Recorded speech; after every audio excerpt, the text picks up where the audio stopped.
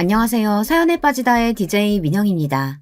오늘도 첫 번째 사연 시작하기 전에 구독과 좋아요 버튼 눌러주시고요. 그럼 오늘의 사연 바로 시작해 볼게요. 안녕하세요, 여러분. 새해 잘 보내고 계신가요? 새해가 닥치니 저도 마음이 새로워지고 괜히 계획도 끄적거리게 되네요. 올해 제 새해 목표는 바로 다이어트입니다. 평소 체중 관리를 제대로 하지 못해 살이 많이 불어나 있는데요. 얼마 전 병원에 가서 검사를 해보니 지방간도 있고 몸 상태가 별로 안 좋더라고요. 그래서 올해는 열심히 운동하며 보낼 계획이랍니다.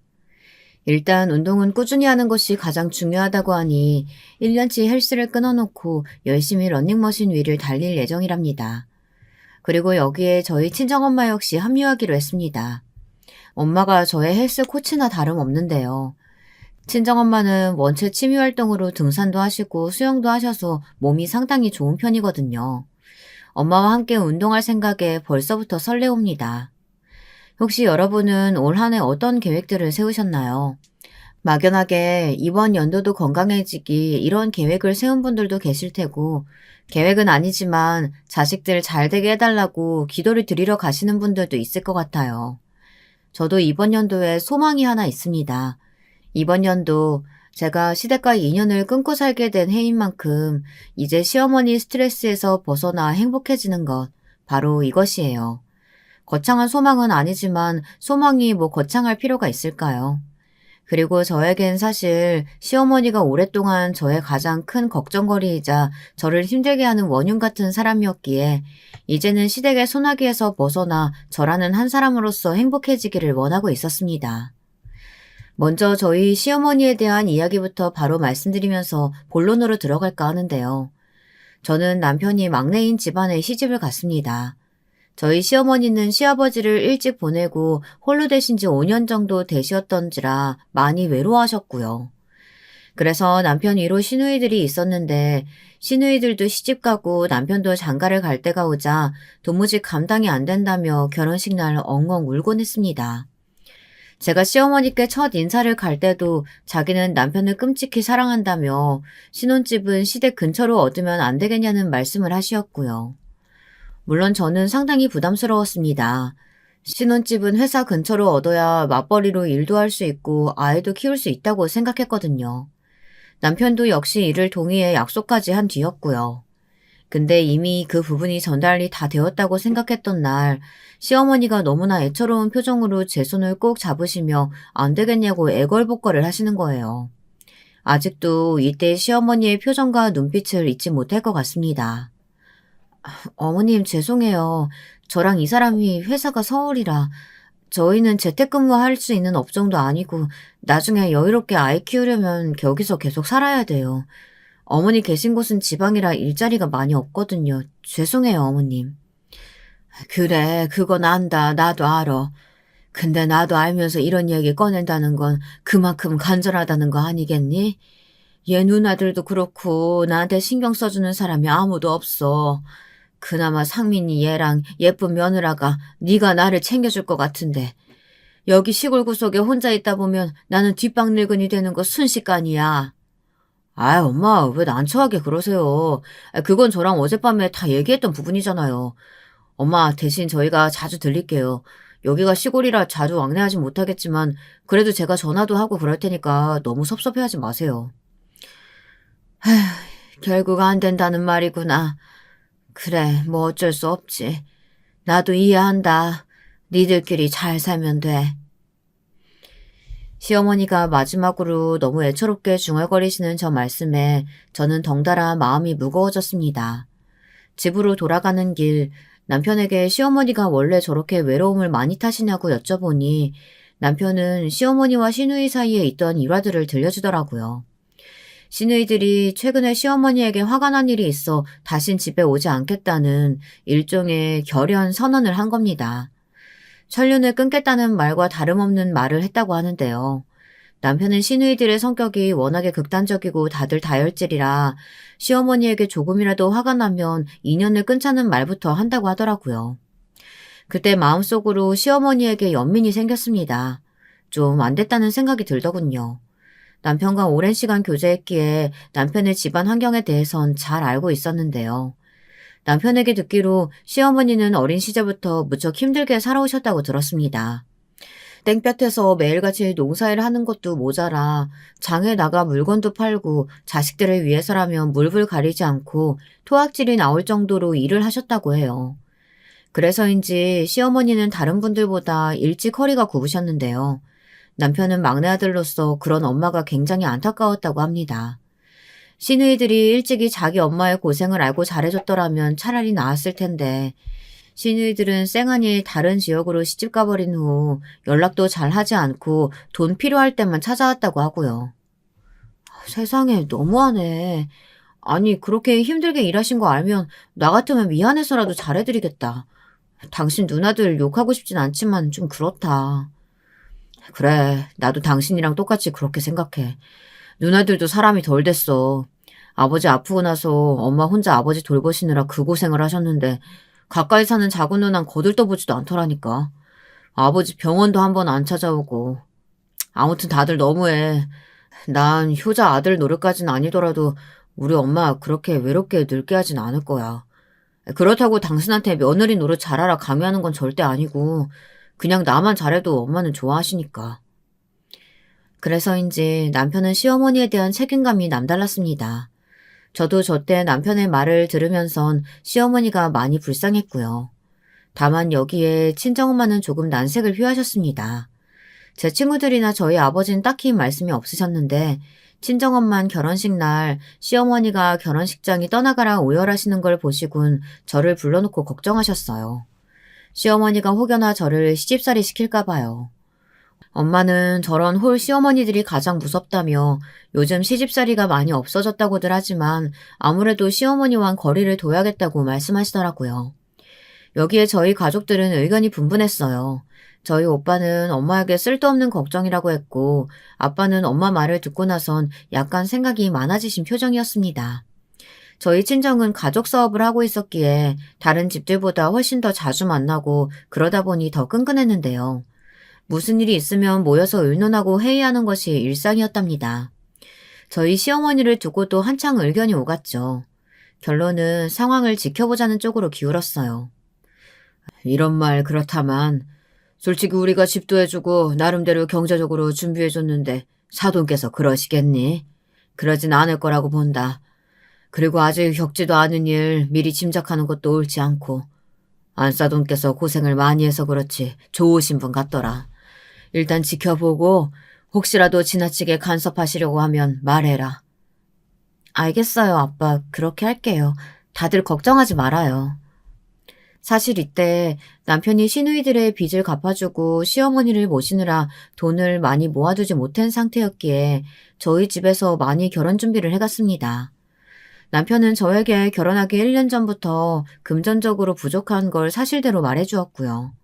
그랬기에 이해했죠. 어떡하지? 우리 결혼하려면 집도 준비해야 하고 돈이 많이 필요할 텐데 내가 모아둔 돈이 많이 없네. 누나들 때문에. 알겠어. 걱정하지 마. 당신은 당신 집 책임지고 사느라 여유 없는 거 나도 알고 있었어. 우리 엄마랑 아빠가 도와주실 거야. 그런다고 말씀하셨어. 정말 고맙다. 내가 결혼하면 장모님이랑 장인어른께 정말 잘할게. 그래서 남편은 결혼 전부터 저희 집에 잘했습니다. 뭐 맛있는 게 보이면 꼭 제 부모님 챙겨드리라고 2개를 샀고 부모님 생신날이면 선물을 준비해 저희 집을 방문했죠. 부모님도 남편은 마음에 들어 하셨습니다. 하지만 시어머니는 어딘지 이상하다고 했어요. 특히 친정엄마가 그러셨어요. 상견례 날 아무리 아들 자랑하는 게 좋다고는 하지만 계속 자기 아들 장가 보내는 거 아깝다는 얘기만 하고 있고 마치 네가 뭐 자기 아들한테 부족하다는 듯 말하는 게 마음에 안 들더라. 엄마는 좀 찜찜해. 솔직히 우리가 뭐 부족한 입장도 아닌데 말이야. 엄마 마음은 알아. 근데 남편이 있잖아. 남편이 중간에서 잘 해줄 거야.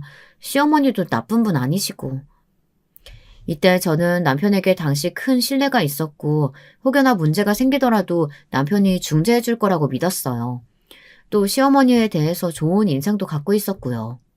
저의 시누이인 사람이 결혼식도 올리기 전 제게 처음 만나는 자리에서 무례한 말을 했을 때가 있었는데요. 시누이가 처음 만나는 자리에서 제 외모를 비하하더라고요. 제가 촌사람같이 생겼다면서 서울 사람이라고 믿겨지지 않는다고 말입니다. 사실 중재라기보다는 남편이 화가 나서 일방적으로 쏘아붙이는 쪽이었지만 시누이는 남편이 이때 자신에게 큰 소리치는 거에 놀라 저에게 급히 사과를 했습니다. 내가 실수했네. 알겠어. 아휴, 너 완전 팔불출 되겠다. 벌써부터 마누라 보호하려고 난리네. 미안하게 됐어요. 내가 말실수를 했어. 늙어서 그래. 괜찮아요 라고 하고 끝냈지만 저도 그날 시누이들하고는 앞으로 최대한 거리를 두며 지내야겠다고 생각했어요. 대신 하나 다행스러웠던 것이 시어머니가 그날 시누이들을 크게 꾸짖어 제 편을 들어주신 거였습니다. 왜 처음 들어온 며느리를 함부로 대하냐며 본보기를 보이지 못한다고 세게 꾸짖으셨습니다. 내가 미안해. 쟤네들이 아직 사람 되려면 먼 애들이라 그래. 며느라가 날 봐서 참아줘라. 미안하다 미안해. 마음 상했지? 아이고. 시어머니가 저리 말씀하시니 저는 괜찮다며 시어머니를 안심시켰습니다. 제가 혹여나 기분 상했을까봐 남편을 통해서도 기분 풀어달라며 재차 부탁하셨다고 하더라고요. 그래서인지 전 시어머니가 왜인지 모르게 괜찮은 분인 것 같다는 생각을 했죠. 다만 본인의 아들을 너무 사랑하는 것일 뿐이라고요. 지금 생각해보면 시어머니 입장에서도 결혼 전이라 본색을 드러내진 않으신 것 같습니다. 아무쪼록 저는 그렇게 남편을 믿고 신혼집에 들어가 알콩달콩 신혼생활을 보낼 줄 알았답니다. 그리고 실제로 신혼기간 1년 정도는 행복했어요. 여기에 시누이들이 개입하기 전까지 말입니다. 첫째 시누이부터 시작됐어요. 원래 지방 쪽에 살고 있던 첫째 시누이가 갑자기 전화를 걸어 저희 집에 잠시만 묵겠다고 하는 겁니다. 그 이유가 굉장히 놀랄만한 이유였는데요. 첫째 시누이의 남편인 시매부가 같은 회사 여직원과 바람을 피웠다고 하더군요. 그걸 시누이가 장을 보고 오는 길에 떡하니 발견해 버렸다고요. 그래, 내가 말했잖아. 그놈 새끼가 내 뒤로 바람 피고 있는 것 같더라니까. 그걸 내가 딱 발견해 버렸으니 진짜 내 신세도 웃긴다. 아무튼 나 니네 사는 지역으로 가려고 해. 나 너무 외롭고 힘든데 돈도 없고 갈 데도 없어. 그냥 잠깐만 신세 좀 질게. 누나 미안한데 저기 일단 내가 와이프랑 상의 좀 해보고 다시 연락 주면 안 될까? 그리고 엄마 집도 있고. 우리 엄마 집? 거긴 가기 싫어. 내가 지금 이 상태에 가서 엄마랑 또 싸울 일 있니? 엄마랑은 솔직히 연 끊고 살고 싶다니까. 아무튼 나 지금 그쪽으로 올라갈 테니까 내 방 하나만 마련해놔. 어느 날 밤 불현듯 갑자기 걸려온 전화 한 통으로 저와 남편은 머리가 복잡해졌습니다. 당시 저희 부부가 살고 있던 신축 빌라는 작은 평수의 집이었고 사실 그마저도 저희 친정에서 힘겹게 마련해준 것이었습니다. 서울의 땅값이 만만치 않으니 그게 최선이었어요. 그런데 성인 2명이 겨우 발 디딜 공간에 이혼 소송 준비 중인 시누이가 짐 싸들고 오겠다고 하니 한숨이 나오더라고요. 그걸 저한테는 이런 방구 없이 부탁의 어조도 아닌 명령조로 무작정 쳐들어오겠다고 하니 말입니다. 그리고 저는 시누이의 성격을 너무 잘 알고 있었죠. 자기가 하고 싶은 건 무조건 해야 하는 멋대로인 성격과 자기 힘든 것만 줄줄 늘어놓는 이기적인 성격을요. 저와는 너무나 상극인 사람이었습니다. 가족이니 1년에 겨우 몇 번 보고 사는 사이였어요. 시누이는 어쨌건 저와 남편이 뭐라 말릴 틈도 없이 다음날 밤 집으로 쳐들어왔습니다. 근데 시누이의 입장과 더불어 저는 잔뜩 화가 나 버렸어요. 아무래도 예민해 있었는데 시누이의 태도가 너무 마음에 들지 않았습니다. 아유, 집구석이 왜 이렇게 좁냐? 아니, 너네 이런 데 살았던 거야? 아유, 구질구질하네 정말. 내가 이 은혜 잊지 않고 나중에 돈 많이 벌게 되면 니네 좋은 집 사줄게. 불쌍해서 못 보겠다. 아무쪼록 나 받아줘서 고마워. 정말 갈 데 없었는데 니네라도 있어서 다행이야. 일단 나 피곤하니까 먼저 좀 씻을게. 화장실은 어디 있어? 시누이는 제가 뭐라 말할 틈도 없이 자기 할 말만 쭉 늘어놓고는 다짜고짜 짐도 안 풀고 화장실로 들어갔어요. 그리고선 자기 씻을 바디워시며 샴푸며 따로 사달라고 요구까지 하더라고요. 자기는 향이 중요한데 저희 집 바디워시에서 너무 인공적인 향이 난다면서요. 솔직히 말해 자기가 신세져야 하는 형편이면 아래서 자세를 낮추거나 최소한 다짜고짜 찾아와 미안하다느니 그런 말 정도는 해야 하는 거 아닌가요? 여러분은 어떻게 생각하시나요? 신우이는 오히려 자기 집처럼 며칠간을 활개하고 돌아다녔습니다. 그러면서 일일이 저희 집안의 인테리어며 집안일에 오지랖을 부려댔어요. 어머, 아니 요즘 누가 이런 시계 걸어놔? 너무 올드하다. 이쁜 것들도 많은데 좀 세련된 걸로 걸어놓지. 아니 이 서랍장은 뭐야? 세상에 금방 부러질 것 같네. 혹시 중고시장 이런 데서 주워온 거야? 아니 혼수 새로 다 했다고 하지 않았나? 이런 식으로 하나하나 말을 덧붙이는데 직장에만 갔다 오면 신우이 얼굴을 보는 것이 어느 날부터인가 너무 스트레스가 되어버렸습니다. 남편도 마찬가지였어요. 남편은 차라리 야근을 하는 게 낫겠다며 최대한 늦게 집에 들어오고 싶어 했습니다. 신우이와 함께 있을 저한테 미안해 억지로 일찍 들어오는 것이었죠. 저희 둘 다 신우이를 싫어하는 티를 내지 않은 것도 아닙니다. 사실 상당히 많이 냈다고 생각해요. 그런데 신우이는 눈치가 없는 건지 눈치를 못 채는 척 하는 건지 극도로 뻔뻔한 태도로 나오더군요. 그러던 어느 날 제가 폭발해버리는 일이 생겨버렸어요. 아직도 생각하기 싫은 날인데요. 그날은 회사의 큰 프로젝트가 끝나 팀원들과 회식을 하고 돌아온 날이었습니다. 그런데 집안에 들어오자마자 남편과 시누이 사이에서 높은 언성이 오가고 있더라고요. 들어가 보니 이미 둘 다 감정이 격앙된 상태였어요. 남편이 씩씩거리며 시누이의 짐을 현관으로 내던지고 있었고요. 여보, 무슨 일이야? 아니, 왜 그래? 누나는 진짜 사람도 아니다. 아니, 어떻게 이럴 수가 있어? 여보, 이 여자가 우리 서랍장 안에 숨겨둔 돈 있지? 그거 훔쳐가려고 했어. 내가 발견하지 않았으면 우리 영영 모르고 넘어갈 뻔했다고. 뭐라고? 아니, 설마 진짜예요? 그게 아니라, 나는 그냥 얼마가 있는지 한번 보려고 한 것뿐이야. 누가 훔치려고 했다 그래. 그냥 얼마 있는지 보고 다시 넣어놓으려고 했어. 그런 사람이 그 돈 봉투를 자기 가방 주머니 안까지 넣어놔? 그게 훔치려고 한 거지. 장난해 진짜? 112에 신고 안 한 걸 다행으로 생각해. 가족이라고 믿고 받아줬더니 어떻게 이런 식으로 뒤통수를 쳐? 정말 충격적이었습니다. 그 와중에 시누이는 저를 향해 계속 아니라고 억울하다며 항변을 했습니다. 하지만 돌아가는 상황을 보니 시누이는 저희 돈을 훔치려고 한 것이 맞았습니다. 전에 시누이에게 제가 비상금으로 돈을 현금화해 넣어놓는다는 말을 한 적이 있었고요. 이 사람 말이 맞네요. 거짓말하지 마세요.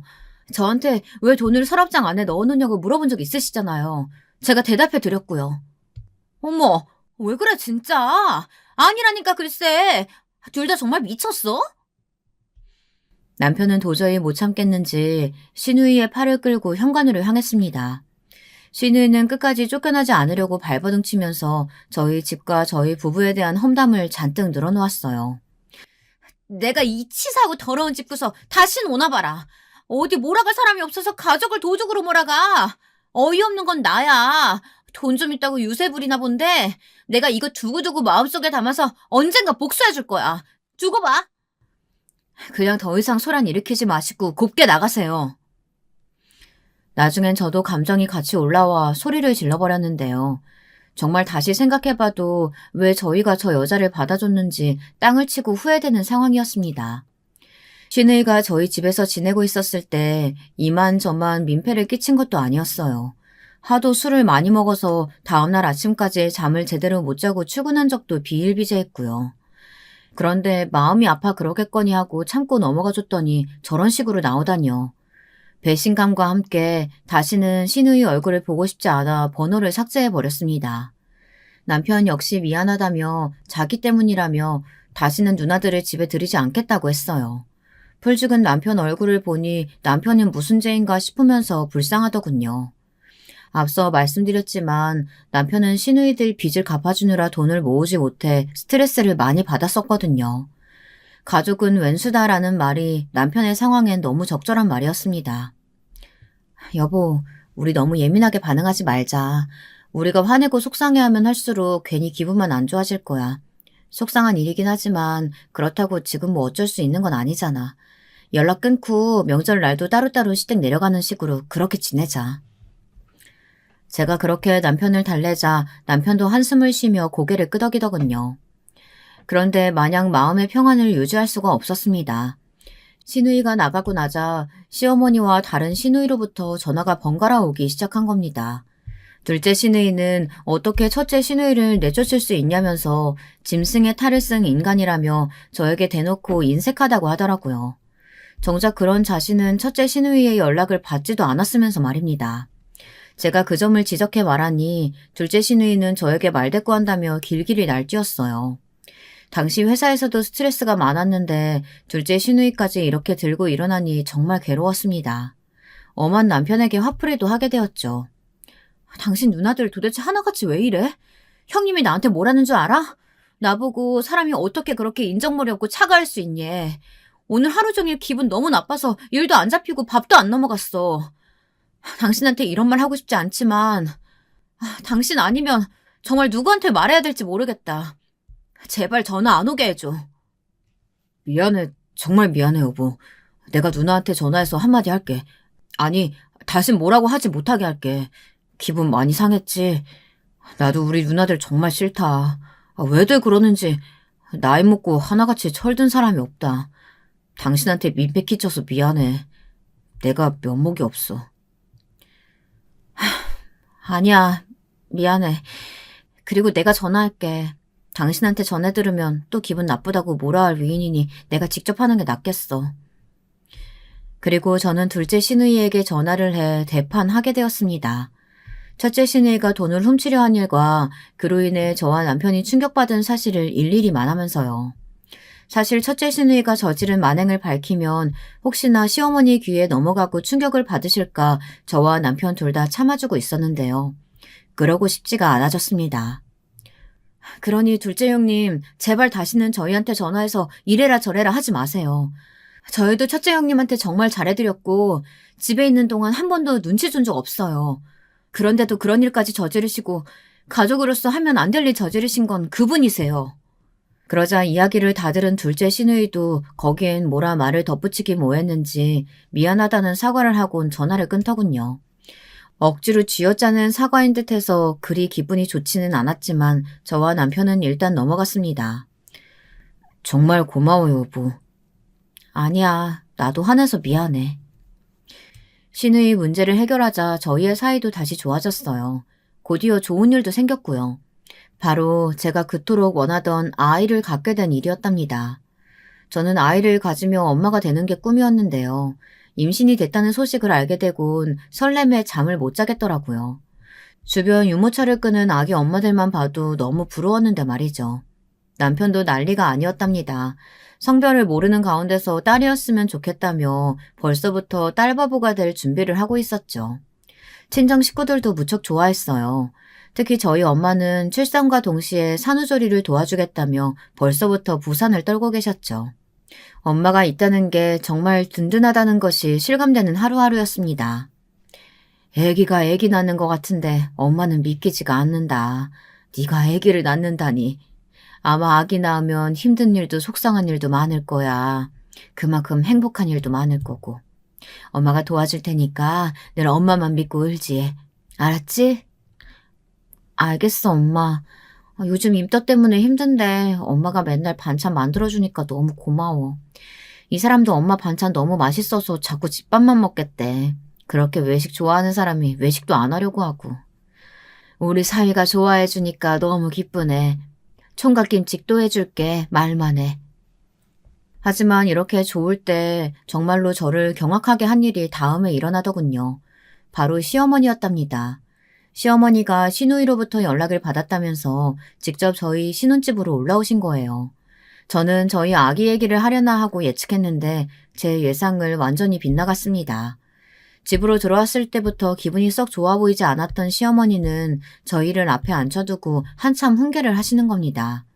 남편마저 당황해서 할 말을 못 찾고 있는데 시어머니는 이어 자기 말만 해댔습니다.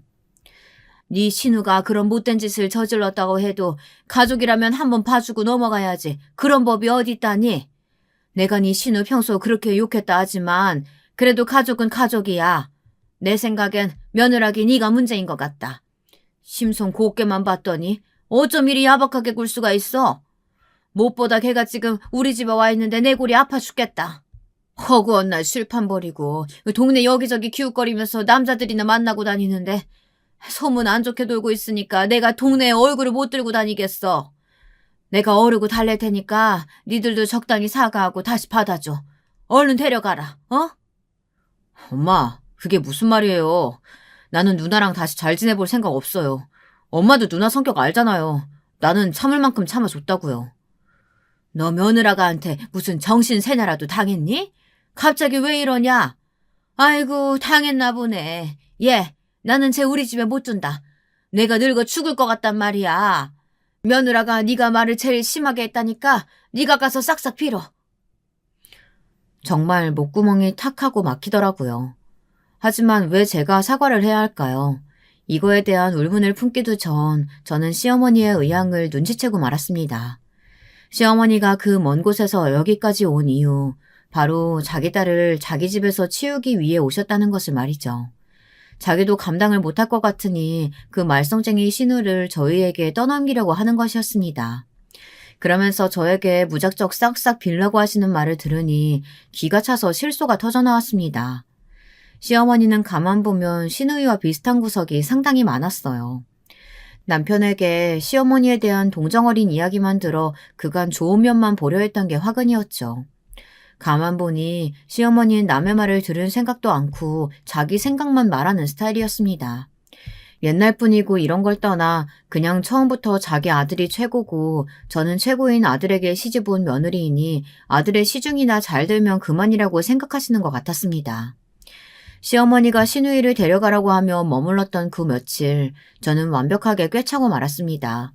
저에게 아들의 밥 시중을 어떻게 들어야 하는지, 반찬은 뭘 해서 먹여야 하는지, 속옷 빨래는 어떻게 해야지 하나하나 일일이 간섭하시는 것을 보고 듣고 겪으면서 말이죠. 그나저나 너 우리 아들 밥 이렇게 차려주고 있었던 거냐? 아니 결혼 전엔 그렇게 곱게 해서 밥도 싹싹하게 잘 차릴 것 같던 애가 밀키트가 뭐니? 이런 걸로 대강해주는 거야? 네 시누이 문제로 미치겠는데 너까지 왜 그러냐 정말. 며느라가 너 이런 밀키트 다 몸에 안 좋은 재료로만 만들어진 거 모르냐? 네? 아니요. 이거 몸에 그닥 안 좋은 재료들 아니고요. 남편도 오히려 좋다고 하는데 무엇보다 시간이 많이 절약돼요. 아니 시간이 문제야? 우리 아들이 착해서 말을 못하는 거지. 그것도 몰라? 듣고 있으면 가슴이 답답해지더라고요. 이런 게 화병인가 싶었습니다. 말은 하지 못하고 속에서 울분이 사가가고 있는데 오래되면 분명 화병으로 발전할 것 같았습니다. 저는 나름 젊은 세대의 며느리로서 이대로 시어머니에게 시집살이 당하고 싶지 않았고요. 그래서 나중에는 시어머니에게 꼬박꼬박 할 말을 하게 됐는데 이게 또 큰 사건을 낳고야 말았어요. 어머님, 저도 이 사람 빨래 직접 해주고 싶지만 일이 있어서 못해요. 이 사람도 제 빨래는 못 해주는걸요. 저희는 이렇게 며칠에 한 번씩 빨래하고 건조하는 게 편해요. 건조기도 있어서 금방 하고요. 어머님, 저희가 결혼 전에 외식은 일주일에 한두 번씩 하기로 협의를 했어요. 집에서 매일 해먹으면 좋지만 일 다니면 그러기 쉽지 않아서요. 사실 평일에 매일 밥 짓는 것도 저한테는 어려운 일이에요. 그래도 남편과 저 둘 다 건강해서 직접 밥 지어 먹으려고 하고 있는 거고요. 시어머니 말에 이렇게 몇 번 대꾸했던 것뿐인데 그때마다 저를 조용히 노려보던 시어머니가 본인 집에 내려가셔서 어떤 일을 저지를 거라고는 상상도 못했습니다. 그저 내 말이 마음에 안 드시는구나 하고 그 정도로 넘겨버렸는데 그런 제 예상을 비웃듯 사건이 터져버렸죠. 여전히 제가 아기를 임신했을 적이었는데요. 시어머니가 저희 집을 드나들기 시작한 겁니다. 그러면서 자기가 시누이를 보살피느라 몸이 다 녹아 없어질 것 같다며 그 뒤로부터 내려갈 생각을 하지 않더군요. 남편은 제가 스트레스를 받고 있는 걸 보다 마음이 안 좋아졌는지 어느 날 시어머니를 자기 방으로 끌고 가더니 말했습니다. 저는 조용히 숨죽이고 듣고 있었고요. 어머니, 자꾸 이렇게 오시면 이 사람이나 저나 불편해요. 더구나 이 사람은 임신 중이잖아요. 어머니 챙겨드릴 수가 없어요. 이제 그만 돌아가시면 안 될까요? 아, 나도 가기 싫다. 못 가겠어. 네 시누이 있는 곳은 싫어. 여기가 편한데 여기 있으면 안 되는 거야? 너는 꼭 엄마를 내보내야 속이 편하니? 너 이런 애 아니었는데. 아니다. 며느리기가 그런 거지? 나 꼴 보기 싫으니까 나가라고. 아유, 요즘은 며느리가 상전이네, 상전이야. 내가 그렇게 잘해줬건만. 쟤 너한테 시집올 때 마음에 안 드는 것도 티 안 내고 꾹 참았건만. 도대체 무슨 헛소리를 한 건지 원. 엄마, 그게 또 무슨 소리예요. 여기 집 작아서 집사람도 다 듣는데. 그리고 집사람 내에서 집도 사주시고 도움 주셨잖아요. 제가 모자란 게 있다고요. 아니, 네가 잘난 게 뭐 없어. 넌 그냥 있는 그대로 잘났어. 잘난 내 새끼라고. 어렸을 때부터 네 누나들보다 명석했지. 공부도 잘했지. 넌 집안만 뒷받침 되어줬어도 의사가 됐을 텐데. 엄마는 늘 그게 아쉽다. 며느라가 쟨 뭐 그냥 월급 받는 회사원 나부랭이지. 어차피 애 낳으면 그것도 못할 건데 제가 무슨 쓸모가 있다니? 너한테 등골 빼먹는 일만 남았지. 난 너무 불안하다. 벌써부터 심장이 벌렁벌렁 거린다고. 거기다 저번에 말대꾸 하는 거 보니까 내가 쟤한테 대접받기는 다 틀린 것 같은데. 난 솔직히 지금이라도 네가 새장가 갔으면 좋겠다. 엄마, 아니 그게 지금 할 말이에요? 엄마 왜 그러세요? 뭘 왜 그러긴 왜 그래야. 솔직히 말한 거지 뭐. 그러니까 너도 갈라서고 싶으면 언제든 갈라서. 태어나래야 뭐 쟤한테 주고 오면 되지. 요즘엔 이혼 흔하다. 부부 갈라사는 것쯤은 일도 아니야. 너 내가 왜 계속 이러고 있는지 아니? 네 신우 때문이 아니야. 쟤 갈구려고 있는 거야. 내가 이렇게 꼬장꼬장한 시어머니여야 제가 너한테 뭔 짓을 못할 거 아니냐. 전 정말이지 너무 충격을 받았습니다. 마음의 상처도 많이 받았고요. 대체 제가 시어머니한테 뭘 그리 잘못해서 이런 말을 들어야 하는 걸까요? 아니 그보다 시어머니가 저를 회사원 나부랭이로 생각하시며 자기 아들보다 한참 미달인 존재로 보셨다는 게 너무나 여실히 드러나 충격이었습니다. 조금이라도 자기 마음을 감출 생각은 없으셨는지 시어머니는 계속해서 제 험담을 하셨고요. 결국 남편 손에 끌려 본인 집으로 돌아가실 때까지 저를 미워하고 원망하시다 가셨습니다. 그 후부턴 명절날마다 아이 출산하고도 시어머니란 존재 자체가 너무 껄끄럽고 힘들더라고요. 게다가 아이를 낳고서 시어머니는 저에게 너무 많은 요구로 부담스럽게 했으니까요. 저는 꼬장꼬장한 시어머니를 정석권 모실 생각이 없었기에 그 요구들을 번번이 거절했습니다. 아이를 보여달라며 다짜고짜 시골로 내려오라고 하질 않나.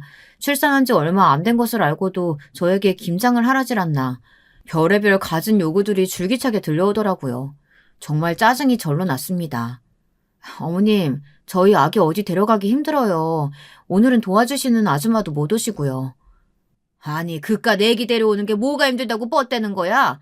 여기가 뭐 북극 남극도 아니고 차 타고 오면 될 것을 왜 이렇게 비싸게 굴어? 너 내가 우습냐? 어머님, 우스운 게 아니고요. 그럼 내일은 저희 친정아버지 회사에 들려야 돼서 안 될 것 같은데요. 이런 핑계도 가지가지다. 네 머리로 무슨 회사를 물려받는다고? 예, 너 여자는 결혼하면 그냥 집안에 틀어박혀서 내조나 잘하면 되는 거야. 너 괜히 그 머리로 회사 운영한다고 나대다가 집안 말아먹으면 어쩌려고 그러냐. 그 피해는 고스란히 우리 아들한테 올 텐데. 나는 옛날부터 네 친정 가족 사업하는 거 영 못 믿어왔다. 너 그 사업 이어받는 거 당장 때려쳐. 알았냐? 때려치워. 사업할 거면 혼자 해. 우리 아들이랑 이혼하고. 기가 찼죠. 아이를 키우고 있을 때 저는 친정가족의 사업 공부를 시작하게 되었는데요. 저희 친정에서는 가족 사업을 하고 있다고 말씀드렸잖아요. 사실 그 사업을 원래는 오빠가 이어받을 생각이었는데 오빠가 다른 사업을 구상한 게 잘 되면서 그 길로 빠지는 바람에 제가 이어받게 되었습니다. 그래서 열심히 아버지를 따라 회사에 나가며 육아와 병행을 하고 있던 참이었습니다. 시어머니는 이것을 굉장히 못 믿어 하셨고요. 제게 틈만 나면 전화해서는 아기를 데리고 와라, 남편 밥 잘 차려라, 회사 일 하지 마라. 옛날 조선시대적 시어머니 역할을 연기하시는데 들어주기가 힘들었습니다. 어느 순간부터 저는 시어머니 번호를 차단하고 아예 연락을 안 받게 되었죠. 어차피 아버지 회사 물려받는 일에 육아에 하루하루가 너무 바빴으니 남편에게 그 핑계를 대달라고 부탁했습니다. 시어머니는 그것이 핑계라는 걸 알고 있는 듯 했지만 딱히 더 뭐라고 하지 못하시더군요. 그 무렵 둘째 시누이마저 첫째 시누이를 따라 이혼을 하면서 시어머니 댁에 눌러앉는 일이 생겨 저까지 신경 못 쓸 만큼 본인도 골치가 무척 아픈 듯 했습니다. 어쨌든 저는 시어머니나 저나 서로 연락을 하지 않고 지내는 이 기간이 무척 편했습니다. 그런데 그러던 어느 날 남편이 조심스레 제게 시어머니와 관련된 부탁을 하는 일이 생겼어요. 사실 청천벽력 같은 뉴스와 다름없었습니다. 저기 여보, 당신이 우리 엄마랑 사이 안 좋은 건 아는데 우리 엄마 암에 걸리셨대. 그래서 병원에 데려다주고 그래야 할 것 같아. 당신은 안 해도 돼. 내가 하면 되니까. 근데 당신도 알고는 있어야 할 것 같아서 말해. 뭐? 어머님이 암이라고? 무슨 암인데? 췌장암이시래. 네, 시어머니께서 갑자기 농사일을 하다 쓰러지셔 병원에 실려가는 일이 생겼는데요. 다행히 둘째 시누이가 시어머니 집에 와 있었던 찰나였기에 골든타임 안에 병원으로 이송할 수 있었다고 합니다. 하지만 시어머니는 검사 결과 암을 선고받으셨고 그것도 꽤 진행된 상황이라 서울 큰 병원에 가서 수술을 받아야 한다는 선고를 받으셨어요. 처음엔 저도 꽤 놀랐습니다. 미운 시어머니였지만 암이라고 하니 덜컥 가슴이 내려앉긴 하더라고요. 일단은 저희 집 근처에 큰 병원이 있어 남편은 자기가 시어머니를 모시고 왔다 갔다 한다고 했고 시어머니 집 역시 병원 근처에서 구하겠다고 했습니다. 그런데 시어머니는 이게 뭔일 섭섭하셨는지 나중에 병원에서 저를 마주하자마자 어떻게 자신을 혼자 지내게 할 수 있냐며 분통을 터뜨리시더군요. 당시 제 옆엔 저희 친정엄마가 와 있었습니다. 시어머니가 암에 걸리셨다는 소식에 가슴 아프다며 함께 와 계셨는데요. 시어머니는 친정엄마가 와 있는 것도 아랑곳 않고 오히려 저희 엄마를 향해 중얼중얼 말씀하시더라고요. 참 섭섭합니다. 섭섭해요.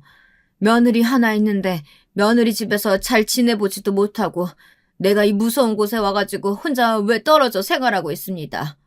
얼마나 아픈지 몰라요. 머리털은 계속 빠지고 밤마다 몸이 쑤시고 토악질이 치밀어요. 근데 내가 그것보다 더 가슴이 아픈 게 우리 아들 며느리 집에 같이 살지도 못하고 이렇게 지내야 한다는 거예요. 얼마나 외로운지 몰라요, 사부인. 아, 네, 죄송하게 됐습니다. 에휴, 됐네요. 사부인께 무슨 죄가 있겠습니까? 문제라면 며느라가가 문제겠죠. 요즘 애들 정말 비위 맞추기 힘드네요. 나야 평생 시골 구석에서 농사만 지은 촌 늙은이라 무시당하는 건 익숙하지만 그래도 이 나이에 바깥 양반 떠나보내고서 암 걸리고 병원에서 이러고 있으니 사는 게 너무 허무하네요. 그냥 확 죽고 싶어요.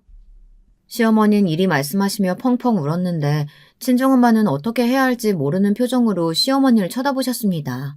나중에 엄마는 병실을 나와 제 입장도 이해가 되고 시어머니 입장도 이해가 된다고 하셨어요. 그때 솔직히 전 엄마에게 말하고 싶었습니다. 억울하다고요. 전 그동안 친정엄마에게 시어머니가 하는 막말이나 그 수준에 대해선 말한 적이 없었습니다. 엄마가 알고 나면 저보다 더 날뛰어 크게 일을 내실까봐 친정에는 말 않고 저 혼자 참고 있었던 거죠. 그런데 엄마는 이를 모르시고는 외려 시어머니 입장에서 제게 시어머니를 잘 챙겨드리라는 식으로 말씀하시더라고요. 엄마는 이날 미리 뽑아둔 돈까지 제 손에 쥐어주며 원래 아프면 사람이 뭐든 섭섭하고 서운하게 돼 있어. 그냥 그러려니 이해하고 네가 애교도 떨고 맛있는 것도 사드리겠다 하고 그러면서 옆에 있어드려. 알았지? 라고 하셨습니다. 그리고 시어머님 병원에 있으면서 마음이 약해지신 건지 제 앞에서 눈물을 자주 보이시며 자기를 돌봐달란 식으로 자주 말씀하셨는데요. 엄마 말씀도 틀린 말은 아닌 것 같아 시간이 있을 때는 병원에 들리기도 했지만요. 제가 방문할 때 시어머니는 그닥 좋아하는 눈치가 아니었습니다. 남편과 함께 방문할 때와 저 혼자 방문할 때 표정이 완전히 달랐어요. 눈에 띌 정도로요. 우리 아들 왜 이렇게 얼굴이 헬쓱해? 엄마도 힘든데 우리 아들까지 힘들면 안 돼. 알겠지? 얘 며느리야. 네가 좀 챙겨줘라 좀. 엄마, 이 사람이 잘 챙기고 있어요. 제 걱정은 하지 마시고 엄마 걱정만 하세요. 얼른 나와서 우리 봄소풍도 가고 해야죠. 벚꽃 보고 싶다고 하셨잖아요. 응, 나 우리 아들이랑 얼른 벚꽃 보고 싶어. 병실 사람들도 나중엔 저와 시어머니의 관계를 미묘하게 눈치채곤 저를 불쌍한 눈으로 쳐다보곤 했지만요. 남편은 이때 시어머니를 향한 마음이 많이 약해져 있었습니다. 누나들을 위해 고생하신 자기 엄마가 그 한우를 병까지 걸리신 것 같다며 꽤 안쓰러워했거든요. 그래서 상황을 분별할 눈이 없었습니다. 그리고 그러고 나서 큰 일이 터지고 말았습니다. 시어머니께서 항암 치료를 받으시며 어느 정도 완쾌를 향해 나아가시던 중이었고 계절상으론 재작년 겨울날이었는데요. 저에게 김장철이 다가왔다며 김장을 하자고 하시더군요. 시어머님 매년 이맘때면 동네 사람들과 옹기종기 모여 김치를 했는데 그때가 무척 그립다고 종종 말씀하시곤 했습니다. 남편도 은근슬쩍 제가 돕기를 바라는 것 같았고요. 남편은 당시 회사에서 좀 힘든 시기를 보내고 있었는데요. 동료들의 승진에 밀려 자꾸 뒤처지다 보니 소가리를 하고 있었습니다. 그래서 그런지 별다른 말이 아닌데도 공격적으로 받아들이고 부부 사이에 사소한 말싸움이 일어나고는 했어요. 남편과 잘 지내보고 싶은 마음이 강했던 저는 김장을 하긴 싫었지만 수긍했습니다. 그런데 시댁에 도착하자마자 경악하고 말았습니다. 배추 더미들이 그야말로 마당 위에 놓인 바구니들을 한가득 채우고 있더군요. 못해도 그건 150포기에서 200포기는 되어 보였습니다. 도대체 이걸 시어머니와 제가 어떻게 둘이서 한다는 건지 전 놀라서 시어머니를 불렀는데 집에 계시지를 않더군요. 그때 시어머니와 종종 고스톱을 같이 치시는 옆집 아주머니가 들어오셔서는 시어머니의 메시지를 전달했습니다. 아, 그 며느라기구만. 생각보다 늦게 왔네. 양이 상당한데. 점내가 여기 있는 배추 김장 담가 놓으라고 했어. 일이 있어서 자기는 좀 늦는다네. 저 혼자요? 응, 혼자 충분히 할 수 있다고 하던데? 그렇게 저는 200포기의 김장을 시작하게 된 것입니다. 친정엄마를 따라 김장을 해본 적은 있지만 이렇게 많이 해본 적은 처음이었습니다. 나중에 저 혼자 끙끙거리며 김장하는 것이 안쓰러운지 동네 분이 몇 분 와서 저를 보고 가곤 하셨지만 그분들도 시어머니의 어떤 말을 전달받은 건지 그냥 돌아가시더군요. 힘내라는 말만 남기시고요.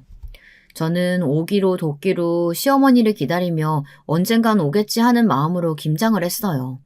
배추를 절이고 양념을 만들고 그걸 배추 속까지 발라가는 와중에도 언젠간 오리라 생각했습니다. 그런데 정말 시간이 흘러도 시어머니는 오지 않더군요. 손과 팔은 어느새 저려오고 추위로 입이 얼어붙고 있었는데도 연락 한 번 오지 않았어요. 나중에 김장이 거의 끝나갈 무렵 우는 목소리로 남편에게 전화해 이런 상황이라고 말하니 그때야 남편은 놀라서 바로 내려오겠다고 했습니다. 도저히 차를 운전해 집으로 갈 자신이 없었기에 저는 배추를 마저 버무리며 남편을 기다렸는데요. 남편이 왔을 때 저는 거의 반기절 상태의 상태로 차에 올라타게 되었습니다. 그리고 그 다음날부터 저는 완전히 쓰러져 심한 감기 몸살을 앓게 되었어요. 비타민을 잘 챙겨 먹어 원래 감기 같은 걸 안 걸리는 체질인데 김장의 여파가 커서 그런지 바로 몸져 누워버렸어요. 뭘 생각할 수도 없고 느낄 새도 없이 그저 끙끙 앓았습니다. 병원 약을 먹어도 쉽사리 낫지가 않았고요. 그날도 그런 날이었습니다. 아침에 친정엄마에게 전화해 아프다고 칭얼거리다 침대에 누워 있었는데요. 갑자기 핸드폰이 미친 듯이 울려 겨우 받았더니 시어머니더라고요. 야, 너 거기 꼼짝 말고 있어. 알았냐? 내가 지금 당장 찾아갈 테니까. 갑자기 쩌렁쩌렁하게 울리는 시어머니의 목소리에 놀라 핸드폰을 귀에서 떼고선 남편에게 전화를 걸었더니 남편은 시어머니 생신잔치에 제가 안 왔다는 이유로 화가 났다고 하더라고요. 나 혼자 왔는데 당신 안 왔다고 하니까 난리가 나서는 당신한테 따지러 간다고 하네. 뭐? 나 김장하느라 아파서 이렇게 된 거라고 해. 근데 걱정 마. 내가 엄마 붙잡고 있을 테니까. 저는 이걸로 끝난 줄 알았습니다. 시어머니의 진상짓들 중 하나이겠거니 여겼어요. 그런데 정말로 그날 밤 시어머니가 쳐들어왔습니다. 네, 저희 집을요. 갑자기 비밀번호 누르는 소리가 들리더니 신발을 신은 채 누군가 턱턱 소리를 내며 요란하게 방문을 열고 닫더군요. 뒤에선 남편이 말리는 소리가 들렸고요. 일단 무슨 일인지 알기 위해 나갔더니 곧바로 시어머니의 얼굴이 보였고 그 다음엔 매서운 손이 날아들어왔습니다. 아 하는 비명을 지를 새도 없었어요. 몹쓸년, 네가 감히 나를 무시해? 이 천한 년이? 내 아들한테 시집 왔으면 감사합니다 하고 내 전화 열심히 할 노릇이지. 사업한다고 나대. 암 걸린 시어머니까지 내쫓아. 이제는 시어머니 생신까지 쌩까? 너 뒤지고 싶냐? 엄마 왜 이러세요? 미쳤어요 정말? 여보 괜찮아? 정신이 혼미했습니다. 아픈 와중에 뺨까지 얻어맞으니 서 있을 힘이 도통 나질 않더라고요. 풀썩 쓰러져 버렸습니다. 근데 그 와중 시어머니 뒤로 죽 쇼핑백을 들고 서 있는 저희 친정엄마가 보였어요. 엄마는 차분한 얼굴로 신발을 벗고 들어오시더니 쇼핑백을 바닥에 놓고선 시어머니를 향해 걸어가셨습니다. 시어머니는 그때서야 엄마를 발견하고 놀란 기색이었죠. 엄마는 그대로 그 자리에서 손을 들어 시어머니의 뺨을 냅다 갈겼어요. 그것도 한 번, 두 번, 세 번, 총 3번을 때리셨는데요. 시어머니는 말도 못하고 어벙한 표정으로 엄마를 바라봤습니다. 남편도 이땐 엄마를 말리지 못했습니다. 이 상황에서 엄마를 말릴 수 있는 사람은 아무도 없었습니다. 나는 설마 당신이 내 딸을 이따위로 대접하고 있는 줄은 몰랐지. 그냥 암 걸린 불쌍한 여자인 줄로만 알았더니 아주 아들의 미친 여자였구만. 당신 아주 잘못 걸렸어. 나는 내 딸 손찌검하고 시집살이 시킨 여자 절대 용서 못해. 엄마는 울부짖었고 저도 모르게 솟아오르는 눈물을 주체하지 못했습니다. 나중에 들어보니 엄마는 제가 시어머니 이야기를 할 때마다 표정이 조금 안 좋아지는 걸 보고 남편을 불러 물어보셨다고 하더라고요. 남편이 얼버무리긴 했지만 아무래도 저와 시어머니 사이에 고부 갈등이 있다는 것을 눈치채셨다고요. 근데 설마 하셨다고 해요. 그리고 이것을 직접 눈으로 보게 되시니 더더욱 화를 참을 수 없었다고 합니다. 자신이 진즉 눈치를 챌 걸 후회도 하셨고요. 엄마는 그 후 남편에게 시댁과 인연을 끊을 거 아니면 이혼하라고 말씀을 넌지시 건네셨고 남편은 저를 택했습니다. 시어머니는 자기가 불쌍하지도 않냐면서 매달렸지만 남편은 꽤 매몰차게 시어머니를 버렸답니다. 그렇게 저는 시댁과 연이 완전히 끊긴 채로 살아가고 있어요. 속이 무척 시원하고요. 무엇보다 아이와 사업에만 집중할 수 있어 마음이 편합니다. 여기까지가 제 사연인데요. 인생 선배님들이 들으시기에는 어떠셨나요? 제가 현명한 선택을 한 것일까요? 저보다 오래 살아오신 선배님들의 의견이 궁금합니다. 지금까지 들어주셔서 감사하고 새해 복 많이 받으시길 바랍니다. 감사합니다.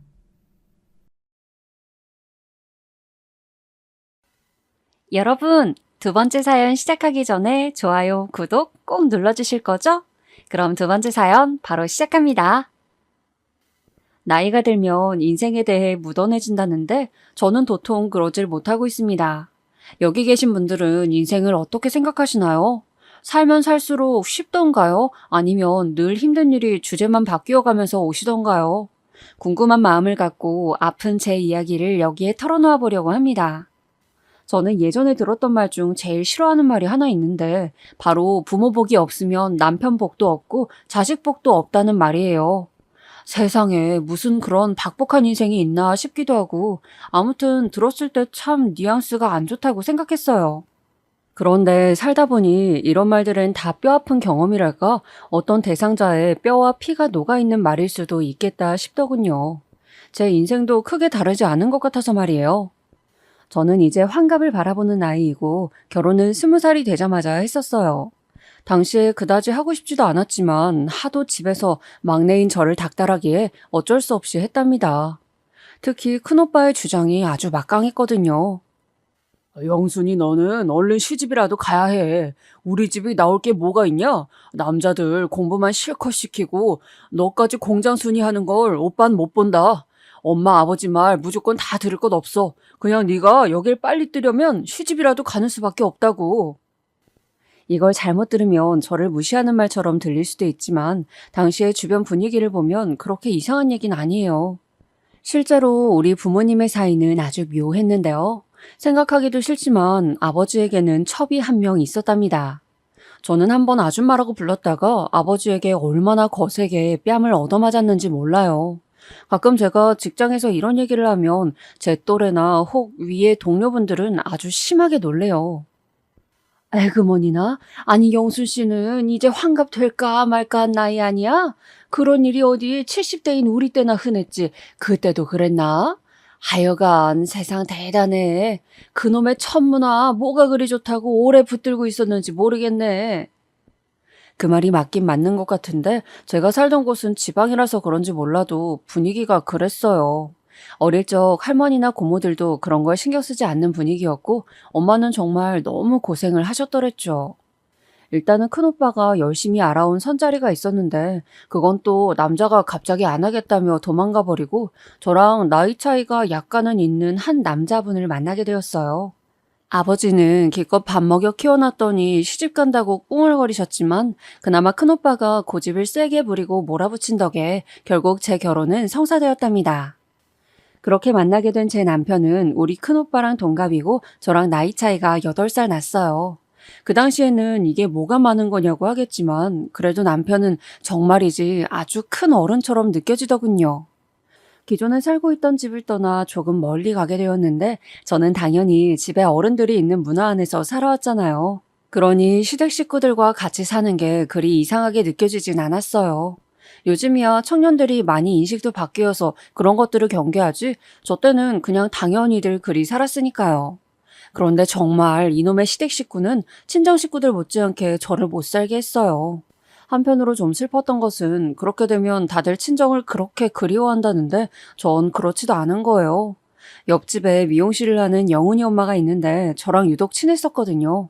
그때 그 엄마가 하는 말을 들어보면 그렇게 서글플 수가 없는 거예요. 어머, 자기는 친정엄마 안 보고 살아? 나는 곧 우리 친정엄마 오기로 했어. 내가 남편 때문에 고생하는데 미용실 하면서 돈 벌겠다고 허리도 다치고 하여간에 너무 고생하고 있잖아. 진짜 고심고심하다가 시어머니 겨우 나가시게 한 거야. 이걸로 남편한테도 얼마나 얻어맞았는지 몰라. 자기도 제대로 결심하고 자기가 나가든지 아니면 집을 얻어서 나가든지 해. 왜 그러고 사는 거야 대체? 그나마 이 엄마는 자기를 끔찍하게 생각하고 도와주려는 친정엄마라도 있으니 참 부럽더군요. 우리 친정엄마는 제 결혼 이후로 제가 21살에 아기를 낳을 때까지 조금도 관심이 없었어요. 그냥 어쩌다가 명절 때 만났을 때에도 그렇게 자기 인생에 애달픔과 한만 쏟아내는데 나는 자식한테 저러고 살지 말아야겠다는 생각만 들더군요. 하지만 저는 점점 친정과 시댁 사이에서 헷갈리기 시작했어요. 나에게 준 것 없이 낳기만 하고 조금도 정을 주지 않은 친정과 엄연히 남인데도 불구하고 일말의 예의도 없이 모질게 구박하는 시댁 말이에요. 남편은 그 집 막둥이였지만 어쩌다가 시부모님을 모시게 된 건지 그리고 그걸 또 당연하게 생각하더군요. 게다가 어쩜 그렇게 맨날 집에만 오면 무뚝뚝하게 밥만 먹고 자버리는지 모르겠더라고요. 그런 남편과의 사이에서 어찌어찌 딸 둘을 낳은 저도 참 용하다고 느껴져요. 그리고 딸을 낳은 것으로 인해 시어머니와 시동생, 시누이에게 얼마나 지독한 압박을 받았는지 모르겠어요. 가장 기억나는 건 남편도 뭣도 아닌 시어머니에게 얻어맞은 손자국일 거예요. 그날 제가 뭘 그리 잘못했는진 모르겠는데 아마 밥을 설리킨 것 가지고 그렇게 따귀를 맞았던 것 같아요. 야, 이 정신 나간 며느리야. 온 가족 먹을 밥을 이따위로 해? 다시 해. 다시 하라고. 그러면서 글쎄 통째로 밥을 바닥에 엎어버리셨어요. 지금 생각하기도 기가 막히고 새삼 우라통이 터질 정도니 당시 한참 어리고 순했던 저는 얼마나 큰 상처를 입었을까요? 그런 일 하나 정도에 뺨을 얻어맞고 바닥에 떨어진 밥알을 주워다 치우고 울면서 다시 밥을 안 치던 삶이었어요. 제 등에는 큰 딸내미가 매달려 있었고요. 하지만 불행같이 저에게 닥쳐온 일로 인해 참으로 지옥 같던 시집살이에서 해방되게 되었어요. 사실 그때 너무 몸과 마음이 힘들어서 쓸데없는 생각도 했었습니다마는 더 이상 시댁 식구들을 안 봐도 된다고 생각하니 그나마 낫더군요. 그 일은 당시 우리 큰딸이 좀 커서 중학생이 되었을 무렵이었어요. 남편은 이미 그 전으로 해서 간암 선고를 받았는데 온 가족이 허둥지둥 매달리는 사이 그만 생을 달리하고 만 거예요. 판정을 받고 그렇게 오래되지 않았을 때라 다들 넋이 나가 있었고 시어머니가 그렇게 목 놓아 우셨어요. 아이고 정환아 내 새끼. 품에 오래 안아보지도 못하고 젖도 제대로 먹지 못하고 늘 말라 비틀어져 고생했던 내 새끼. 어떻게 나이 50도 못 넘기고 먼저 가냐 이 녀석아. 저 역시 이때 하늘이 내려앉은 듯 앞이 어두컴컴했고 미운 감정이 훨씬 많은 남편이지만 여러 가지 감정들이 몰려왔어요. 욱하고 토할 듯 슬픔이 몰려와서 진정도 안 되던 때에 대부분의 시어머니들이 그렇듯 그 미움의 화살을 저에게 돌리시더군요. 주변에서 그 누가 와서 말리고 진정을 시키려고 해도 좀처럼 이 미움의 불씨는 사그러들지 않았어요. 오죽하면 저를 같이 괴롭혀댔던 시누이마저 지 엄마를 말릴 정도였는데 말이에요. 아, 엄마, 정신 좀 차려. 세원이 잘못은 아니잖아. 조카들도 클 만큼 컸는데 그 앞에서 그렇게 머리채를 잡겠다고 난리치면 어떡해. 얘네들이 지 할머니를 뭐라고 생각하겠냐고. 아닌 게 아니라 우리 시어머니는 본인 아들 장례 때 난데없이 제 머리채를 잡으셨어요. 우리 쪽 큰오빠가 대신 장례에 왔다가 얼마나 기겁을 했는지 몰라요. 하지만 우리 엄마는 그런 꼴을 봐놓고는 혀를 쯧쯧 차며 그마저도 제 탓을 하는 겁니다. 그러게 누가 저더러 그렇게 빨리 서방 얻으랬나? 얌전히 좀 버티고 일하다가 천천히 갈 것이지 내가 그렇게 말렸건만. 저는 남편의 장례를 통해 우리 시어머니뿐 아니라 친정엄마와도 완전히 손을 놓아버리게 되었어요. 차라리 남편이 부러울 지경이더군요. 남의 자식한테는 세상 못되고 악독한 시어머니일지언정 적어도 자기 자식한테는 저렇게 끔찍이 아껴주고 사랑해주는 엄마가 있었으니까요. 이윽고 35이란 나이에 과부가 되어버린 저는 모든 게 다 어리둥절하고 황당한 환경에 놓이게 되었어요. 큰오빠가 그나마 좀 도움을 주고 싶어 했으나 오빠도 가정이 있었고 올케 언니에게 폐를 끼치고 싶지도 않았거든요. 늦은 나이에 둘이 만나서 알콩달콩 겨우 살아가고 있는데 막내 여동생 문제로 신경 쓰게 하기는 싫었어요. 그리고 이때 아무리 물어 알아봐도 제가 좀처럼 발붙이고 버틸 만한 자리가 없는 거예요. 그 나이가 되도록 저는 뚜렷하게 일을 해본 것도 없고 돈벌이를 어떻게 하면 좋을지 모르겠더라고요. 그나마 이때 모아둔 돈 조금을 갖고 나오는 건 시댁에서 별 말이 없었어요. 하지만 저도 참 이때 이 돈만 관리를 잘했더라도 나중에 그렇게 삶이 궁핍하지 않았을 텐데 말이에요. 큰 돈은 아니지만 그래도 기술이라도 배워 일할 것을 대뜸 겁없이 일을 치게 된 거예요. 왜냐면 그때 큰애 친구 엄마가 저에게 한 가지 제안을 주셨는데 고지 들었다가 망하게 되었답니다. 유정이 엄마, 그러지 말고 여기 역 앞에 조그만 식당 하나 해봐. 그 누구더라? 미네네 알지? 거기 올케가 비슷한 식당을 했는데 아주 대박이 나서 잘 된대. 국수랑 김밥만 말아주면 되는 거고 그 정도야 엄마들 대충 다 하잖아. 그런데 자기는 요리도 잘하는 편이고 이제 혼자서 먹고 살고 애들 키워야 하는데 역시 먹는 장사가 최고 아니겠어?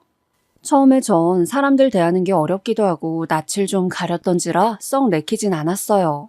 그런데 자꾸 생각해볼수록 솔깃한 거예요.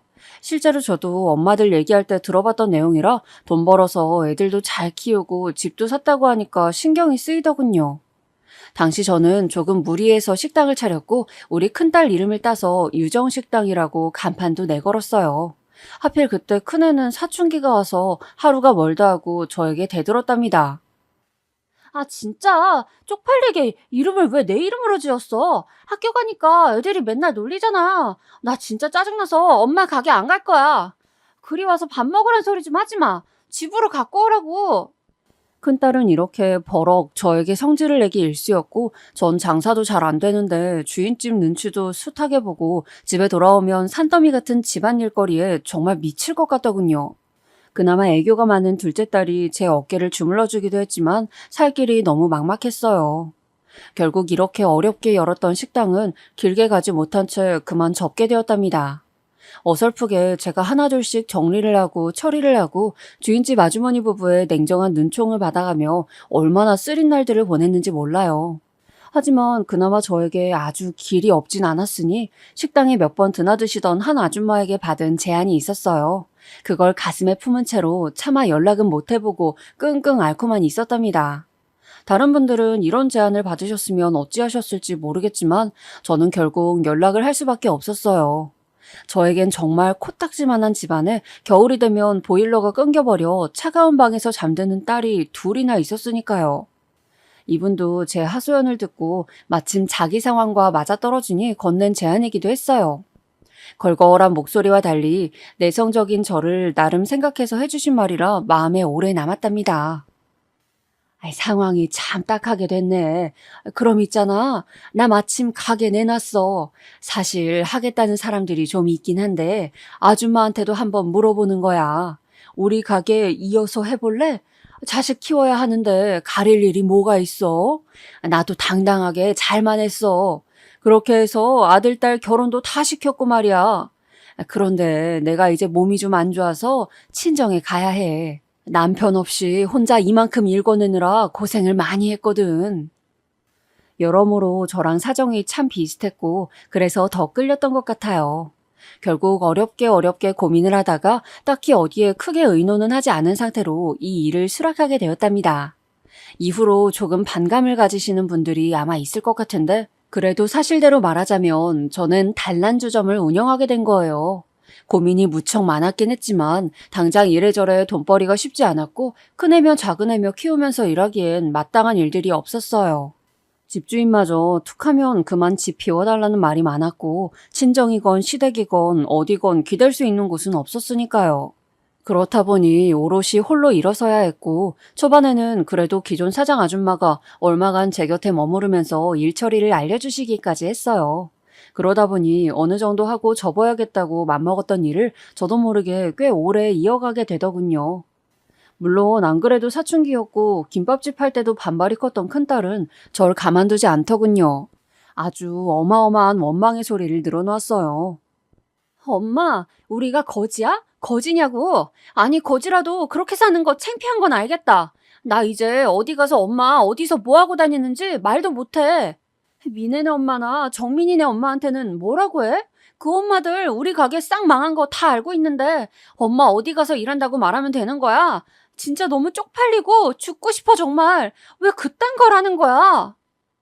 딸의 이런 말들이 비수같이 꽂혀들었고 그러면서도 꾸역꾸역 문을 열고 일하면서 온갖 인간군상들을 만나다 보면 내가 과연 정말 잘하고 있는 건지 문득문득 두려움도 들었어요. 하지만 그 어디서도 저를 받아주고 써줄 분위기가 아니었고 그나마 꼬박꼬박 먹고 살 수 있는 게 수입이 나오는 건 여기밖에 없었어요. 그나마 돈이 도는 흐름을 그전 사장 아줌마가 알려주고 가셨고 어쩔 수 없다는 생각이 들었어요. 어찌 보면 이것도 핑계 중 핑계라고 생각하실 거예요. 제 양심상으로도 그리 편한 일만은 아니었거든요. 시댁 식구들이 그렇게 원수 같았다고 해도 남편이 싫고 아무리 정이 없었다고 한들 홀로 달랑 사회에 나와서 맡은 일이 이런 일들이란 건 참 저를 괴롭게 했어요. 특히 그중 잠깐 만났던 김씨라는 성을 가진 언니가 있는데 그 언니와의 만남은 더더욱 제 속을 긁게 되었답니다. 영순 씨는 그래도 어찌어찌 돈은 있었나 봐. 남편 일찍 보내고 중간에 했던 식당도 망하고 했다면서. 그런데도 이런 거 받아서 이어갈 돈도 있고 말이야. 그럼 나름 부자 아닌가? 그렇게 말을 하긴 했으나 사실상 전 아시다시피 돈이 없었어요. 제 사정을 딱하게 생각했던 여기 사장 아주머니 때문에 그나마 좀 헐값에 받아서 하게 된 것이었거든요. 이런 걸 다 말하기엔 좀 그래서 자세히 얘기를 안 했는데 중간중간 정말 저를 살뜰히 챙겨주더군요. 이래봬도 우리 친정엄마가 고들빼기랑 열무김치를 진짜 잘 담궈. 내가 챙겨왔으니 갖고 가서 딸들 먹여. 알았지? 이런 배려를 받아본 게 정말 얼마만이었던지 괜히 눈물이 나더군요. 이상한 손님들부터 시작해서 억센 직원들, 혼자 된 저를 알고 기분 나쁜 추파를 던지던 인간들까지 정말 머릿속이 엄청 시끄러울 때였어요. 큰딸도 제 말을 진짜 속 터지게 안 듣던 때라 힘들었는데요. 누군가 마치 친정 식구 마냥 챙겨주면 마음이 좀 동하더라고요. 하지만 저도 참 힘든 일 겪으면서 많이 약해졌던 걸까요? 사회에서 만난 사람을 제 입으로 말하기도 좀 그렇지만 단란주점에서 만난 사람을 뭘 그리 믿었던 건지 모르겠어요. 그나마 마음을 좀 열고 지내던 중에 저한테 갑자기 이 언니가 이상한 얘기를 꺼내는 거예요. 자기야, 우리 엄마가 이번에 좀 아파. 그래서 그런데 나 얼마 좀 돈 땡겨주면 안 될까? 내가 꼭 갚을게. 이렇게 바쁘게 살고 있는데도 병원비 내고 하다 보니 돈이 늘 안 모이고 새더라고. 우리 엄마가 늙으면 죽어야 된다고 울기만 하는데 솔직히 너무 속상해. 자기가 이번에만 좀 빌려줄 수 없어? 전 엄마와의 정이 그닥 깊지 않았지만 막상 우리 엄마랑 저런 일들이 있다면 어떻게 해야 될지 좀 생각을 해보게 되었어요. 잘 이입이 안 되는 거로 저와 우리 딸들의 관계를 생각해보니 마음이 썩 좋진 않더라고요. 저도 그달 치열하게 살아가고 있었지만 어쩔 수 없다 싶었고 큰맘 먹고 200만 원을 내밀게 되었답니다. 그런데 그때 돌아오는 그 언니의 반응은 정말 소름이 돋을 정도로 무서웠어요. 아유, 200만 원? 이게 다는 아니지? 내가 꼭 얼마라고 액수를 말해야 하나? 대충 눈치로 알아듣고 한 장 줄 줄 알았더니 설명이 필요했나 보네. 자기는 좀 여유가 있잖아. 못해도 1,000만 원은 좀 땡겨줬으면 해. 꼭 이렇게 내 입으로 말하게 해서 사람을 민망하게 한다, 자기. 듣고 얼마나 놀랐는지 몰라요. 정말이지 눈이 튀어나올 정도로 놀랐던 게 대체 1,000만 원은 무슨 1,000만 원이라는 건지 어이가 없더라고요. 언니, 저한테 그만한 돈은 없어요. 정말 어려운 상태로 빚도 많이 졌고, 여기 원래 주인이었던 사장님이 제 사정 많이 봐주고 넘기신 거예요. 빚 갚을 것도 많고, 이것도 저한텐 큰 돈이에요. 이렇게 말을 하면서도 언니의 표정을 힐끗힐끗 살폈는데, 점점 무섭고 싸늘한 얼굴로 변하더라고요. 사정 딱한 건 딱한 거고, 나보다 딱한 건 아니잖아. 자기 그 정도 능력밖에 안 돼? 그러면서 어떻게 이거 꾸려간다는 거야? 별 인간들이 다 있는데 말이야. 그렇게 자꾸 내숭 떨지 말고 나 진짜 한 달 안에 갚는다니까? 나 봐서 딱 1,000만 원만 해주라. 진짜 빨리 원상복구 해줄 자신 있어. 그 말을 하는데 점점 거리를 좁혀오면서 제 얼굴을 또렷하게 바라보는 거예요. 이때 어찌나 숨도 잘 안 쉬어지고 겁이 나던지 어깨가 막 떨렸어요. 하지만 순간적으로 집에 있는 애들을 생각하니 정신을 번쩍 차리게 되더군요. 한사코 거절하고 무마를 시켜서 없던 일로 하긴 했지만 그 끄트머리쯤 이 언니가 저에게 모질게 집어던진 말, 그리고 가방을 메고 사라지며 했던 그 욕 같은 말이 저를 무척 아프게 했어요. 야, 어디서 고고한 척이야? 너 같은 애들이 더 질 나쁘고 더 추한 거 아냐? 차라리 나는 대놓고 그냥 지저분한 곳에서 구르기나 하지. 너는 뭘 아닌 척, 지 혼자 세상 고민 다 짊어지는 척, 어쩔 수 없이 하는 양 내숭을 떨고 난리냐고. 난 너 같은 것들 보면 아주 역겹고 토할 것 같아. 솔직한 말이지. 이딴 거 하나 갖고 굴리면서 자식 새끼들한테 얼마나 존경받는 엄마가 된다고 그렇게 피똥을 싸며 죽을 상을 하고 있냐? 난 너 같은 애가 제일 멍청하다니까? 오늘로 난 여기 끝이야. 안 올 테니까 그리 알아. 이렇게 모진 말들을 저에게 침뱉듯이 툭툭 던지고 사라진 그 언니. 잠깐이나마 제가 세상 물정을 모른답시고 마음을 주고 기대었던 모습들이 떠올라 너무나 멍해지더군요. 그런데도 여기저기서 일하는 사람들은 저에게 둘 사이에 뭔 일이 있었던 거냐며 재미있어하고, 그냥 워낙에 일터자리 자체가 지저분해서 더 그런지 모르겠어요. 하루하루 사건 사고를 안고서는 정말 시한폭탄이 터질까봐 늘 두려워하는 마음으로 꾸역꾸역 그렇게 수년간을 일했어요. 여전히 큰딸은 저를 사람 취급 안 하듯 대했고, 그러면서도 어쩜 그렇게 돈은 또 꼬박꼬박 받아갔는지 몰라요. 큰딸은 저한테 말을 안 거는 대신 둘째 딸이 못내 힘든 얼굴로 늘 저한테 말을 하더라고요. 엄마, 언니가 수학여행비가 필요하대. 그리고 옷값도 필요하대. 자꾸 나한테 시켜. 엄마가 알아서 줘. 이놈의 기집애가 지 딴엔 그렇게 저를 구박하고 창피하다고 할 땐 언제고요. 지 엄마가 그렇게 번 돈은 아무렇지 않게 쏙쏙 빼가는 거예요. 밥을 해놓고 국을 해놓고 나가면 그것도 다 먹고 이 집에서 누릴 건 다 누리면서 말이에요. 그래도 제가 낳아놓은 자식이니까 어쩌겠나 싶었어요. 한편으론 너무 서글펐던 게 저 역시 제 엄마와의 사이가 어려웠거든요. 그런데 제 아래에 있는 딸과도 사이가 이 모양이니 대체 어디서부터 뭐가 잘못된 건지 모르겠는 거예요. 그런 와중에 유일하게 저를 힘이 나게 했던 사실이 하나 있었으니 저와 거의 내외하면서 모른 척하며 지냈던 딸이 어마어마한 소식을 하나 가져다 준 거예요. 저도 학력이 짧고 공부를 못했지만 일머리나 기본머리가 나쁘단 말을 들어본 적은 없었어요. 딸내미는 저와 달리 그나마 교육도 제대로 받고 거기에 과외까지 붙여가면서 고등학교 내내 진짜 제대로 했거든요. 그런데 이 녀석이 재수 한 번 안 하고 바로 대학에 붙어버렸어요. 그것도 간간히 저한테 귀띔이라도 해줬으면 좋았을 텐데 입 한 번 떼지 않았던, 제 기준에는 너무 크게 느껴지기만 하는 이화여대의 말이에요. 당시에 어디 자랑할 때가 마땅치 않았지만 그래도 너무너무 기뻤고 딸도 집단에는 성취감을 제법 느꼈던지 몇 마디 말도 걸어오더군요. 저기 엄마, 나 이번에 진짜 힘들게 했어. 나 좀 대단하지? 이렇게 말을 하니 얼마나 신이 나던지 나름 어색한 모녀 사이에서 그래도 그게 그렇게 행복하게 느껴지더군요. 딱히 좋은 대학을 가서라기보다는 물론 그것도 있지만 딸이 저한테 수년 만에 말을 걸고 표정이 밝았던 게 인상적이었어요. 둘째는 저를 좀 짠하게 여기는 구석이 있지만 큰딸은 마치 이 집에서 자식이 지 혼자인 양 아주 막무가내로 굴었거든요. 과외비랍시고 수십만 원을 챙겨갖고 가서는 거짓말하고 놀러 가는 데에 썼다가 걸린 적도 있었고 말이에요. 그때 야단 맞으면서도 아주 도끼 어린 얼굴로 저에게 대들었을 때 이때 몰래 부엌에서 숨죽여 울었던 적도 있어요. 그래도 전 제 딸들한테 손찌검 한 번 안 하고 매 한 번 때리지 않으면서 키워왔는데요. 둘째 딸 아이가 지방대에 입학하고 난 뒤에는 저는 슬슬 가게를 정리하기 시작했어요. 애들 둘 대학 들어가는 걸 봤으니 전 할 만큼 한 것 같았거든요. 그래서 이 부분을 둘째 딸에게 말을 했더니 이게 큰 딸에게 들어갔던 모양이에요. 얘가 웬일로 저한테 오더니 얘기 좀 하자고 하더군요. 엄마, 그거 접겠다고? 갑자기 왜? 아니, 엄마는 왜 맨날 하는 일마다 다 그래? 내가 그렇게 하지 말라고 난리를 칠 때는 꾸역꾸역하고 지금은 나나 쟤나 한창 등록금이랑 돈 들어갈 때가 많단 말이야. 그리고 나 유학 생각도 하고 있어. 엄마 돈 안 벌면 난 지금 어떡해? 공부 같은 거 다 때려치고 알바하라고? 이 말을 들으니까 갑자기 불끈하고 화가 막 솟아오르는 거예요.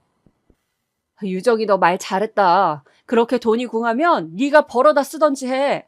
엄마 돈 갖다가 막 쓸 땐 언제고 그러면서도 엄마 하는 일 창피하다고 도망 다니던 게 너 아니냐? 엄마가 너 때문에 얼마나 마음고생하고 서러웠는지 알아? 엄마가 밖에서 돈을 어떻게 벌어서 쓰고 모으는지 네가 보기나 했어?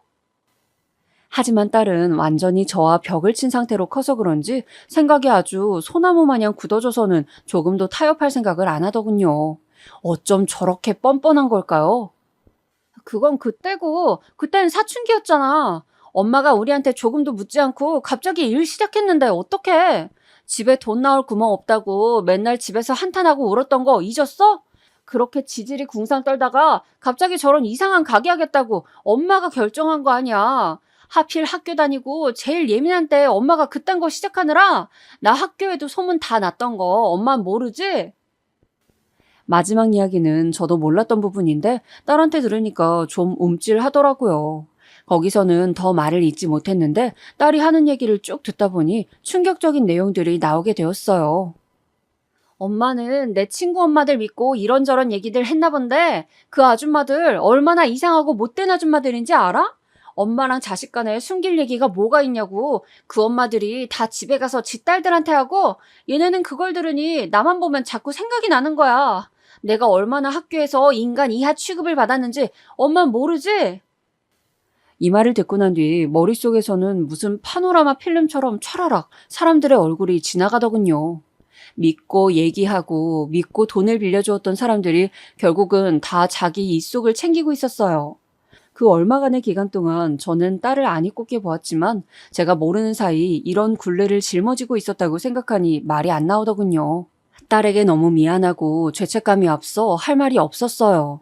무릎 꿇고 사죄하라면 사죄도 할 판이었는데 순간 정신이 번쩍 들더라고요. 그래서 이제 주점을 그만하란 얘기가 나와야 정상인데 딸의 말은 그게 아니잖아요. 그런데 왜? 엄마는 이걸 하루빨리 정리하고 싶은데 네 말은 그게 아닌 것 같은데? 그때는 힘들었지만 지금은 계속 하란 얘기인 거야? 그러자 딸은 마구 짜증을 내면서 불같이 화를 내더라고요. 왜 얘기가 이상한 방향으로 가는 걸까요? 누가 엄마 보고 그러래? 암튼 그때 그렇게 개같이 벌어올 땐 언제고 이제 와서 우리가 겨우 적응하고 받아들이려고 하니까 갑자기 접냐는 거야. 그럼 우리 먹고 사는 것부터 해서 공부는 어떻게 하는데? 엄마 그 형편에 이렇게 아무것도 없는 집에서 내가 이대까지 갔잖아. 그럼 엄마도 기왕 우물 판 거 끝까지 파서 우리 지원해줄 생각을 해야지. 왜 의논도 안 해보고 덜컥 접겠다고 하냐고. 그럼 그 돈을 이제 누가 대는데? 여기까지 듣고 나니 저는 제가 외려 더 묻고 싶었어요. 앞으로 우리 세 가족이 살아갈 돈을 이제 누가 대야 하는 거냐고 말이에요. 큰딸은 이미 이때 대학교 3학년이었고 둘째는 1학년이 되었어요. 전 딱 한 해만 학비를 내줄 생각이었고 수입이 좀 적더라도 이제 이 지긋지긋하고 무서운 주점 일은 접고 싶었거든요. 그런 저에게 큰딸은 악을 쓰면서 이걸 더 유지하고 돈을 더 벌어오라는 얘기 아닌가요? 엄마는 진짜 왜 이렇게 말귀를 못 알아들어? 누가 엄마 보고 더 일하라고 했냐고? 이렇게 되니 저는 진짜 정신이 이상해질 것 같은 거예요. 어디서 많이 봤던 상황이 아닌가 싶어 생각해보니 한창 제가 어릴 때 우리 집이 혼란하게 돌아갈 때 같더군요. 도대체가 큰딸은 머리가 좋은 건 알겠는데 왜 이렇게 못되고 악한 쪽으로 머리가 좋아진 건지 모르겠어요. 계속 말을 이상하게 유도해가면서 자기가 얻고 싶은 건 얻고 싫은 소리는 듣기 싫어하는 게 너무 눈에 뻔하게 보이는 거예요.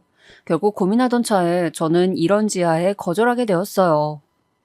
네가 뭐라고 하던 뭐 얼마나 그렇게 대단한 멋진 말을 써가면서 엄마를 설득하려고 해도 소용없어. 엄마는 하고 싶어서 그런 일 한 줄 알아? 니네 돈 갖다 주고 먹이고 키우고 공부시키면서 정말 못 당할 꼴 당하면서 살았어.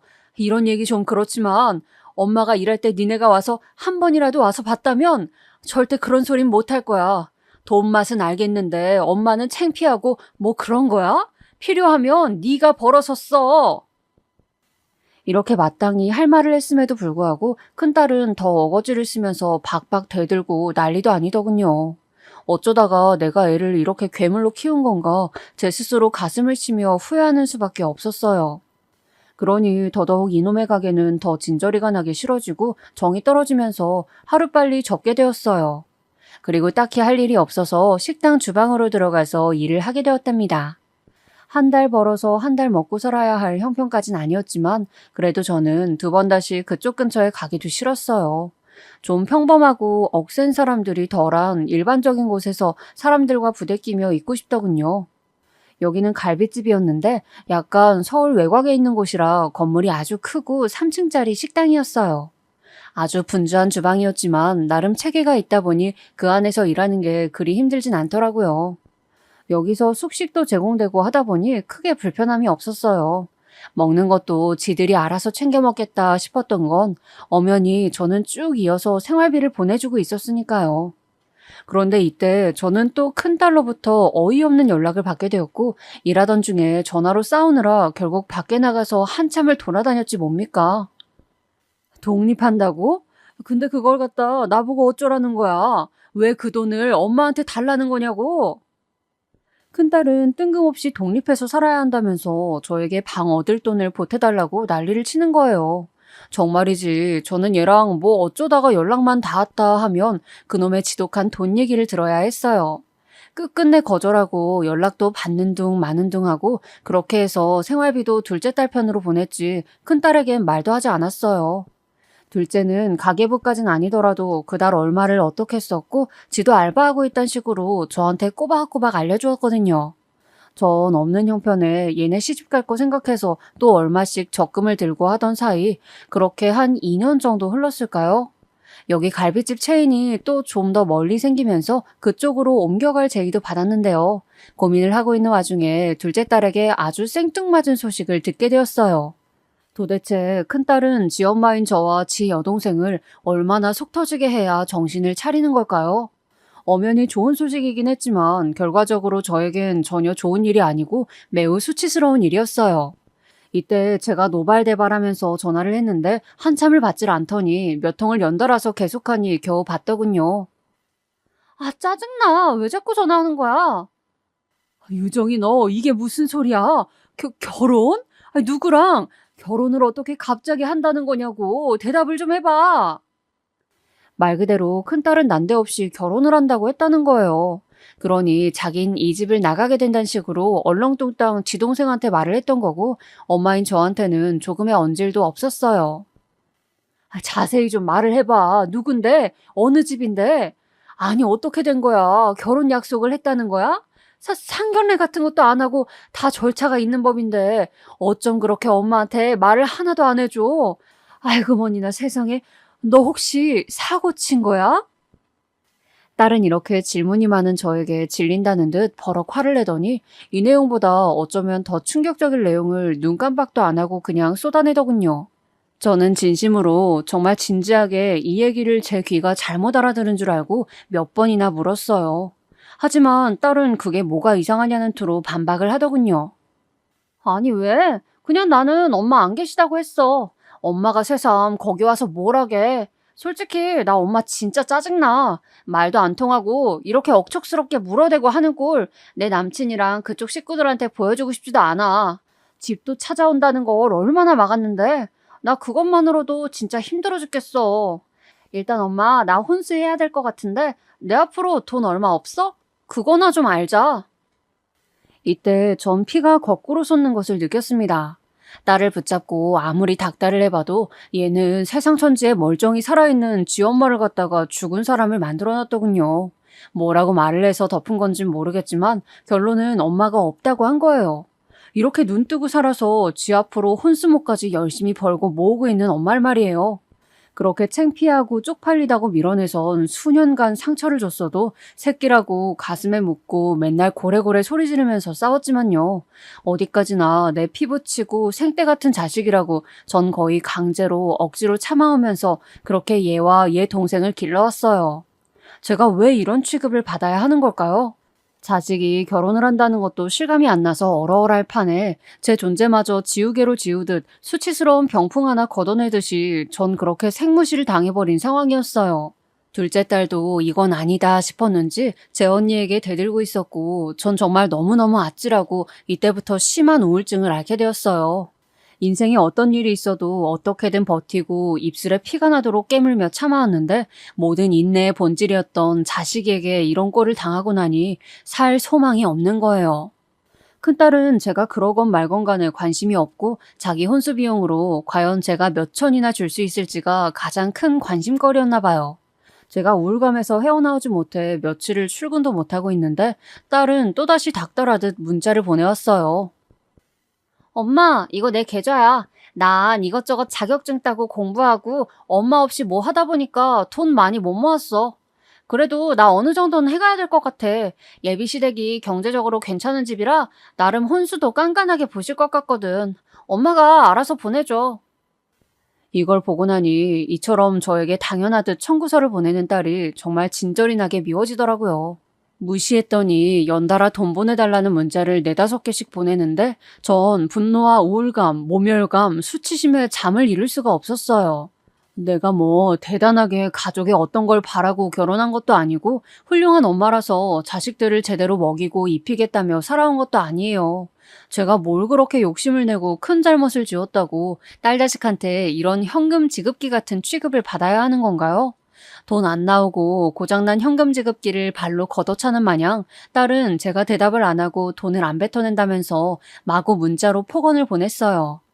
제가 숙식 제공되는 곳에 가서 일할 때 연락도 안 터내가 매일같이 전화를 수통씩 걸어오는 거예요. 이쯤 되니 정말 둘 중 하나는 미치던지 죽던지 할 노릇인 거예요.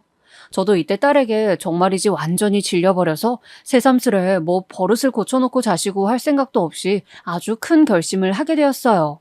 네가 그렇게 네 생명줄만 생각한다면 나도 내 살 길과 내 자신을 찾겠다는 의지로 말입니다.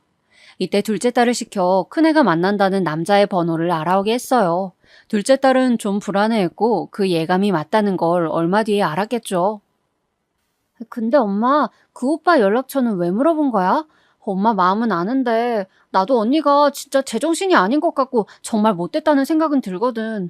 근데 엄마 괜히 만났다가 또 언니가 사고치면 어쩌려고 그래.